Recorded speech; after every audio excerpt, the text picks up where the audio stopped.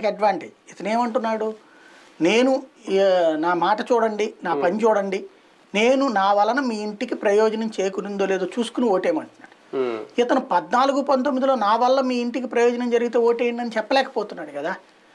అదే పాయింటే మీకు ఎక్కడ చూసినా జగన్మోహన్ రెడ్డి ఈ సభలన్నిటి ద్వారా జనంలోకి తీసుకెళ్తున్నటువంటి పాయింట్ అదే. ఎందుకు పదే పదే బాబు వయసు ఎత్తాల్సిన పరిస్థితి? 80 ఏళ్ళు అయితే ఏముంది, ఆ ముఖ్యమంత్రి అవ్వకూడదని ఏమన్నా ఉందా? అవ్వకూడదనే ఉండదు. కాకపోతే ఆ వయసు పరమైనటువంటి కాన్సెప్ట్ వలన రేపు తెలుగుదేశం పార్టీకి ఫ్యూచర్ ఉండదు అని చెప్పడం.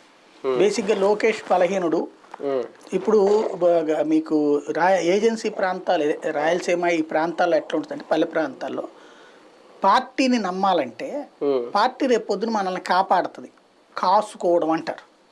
మీకు ఇవాళకి కూడా 100కి ఒక 30-40% తగ్గినాయి గతంతో పోల్చుకుంటే. నేను ఫీల్డ్లో పనిచేసిన టైంలో ఉత్తరాంధ్రలో చూసా, నెల్లూరు జిల్లాలో చూసా, పల్నాడులో చూసా, రాయలసీమలో చూసా, పార్టీల వారీగా విడిపోయి కొట్టుకు సావడాలు.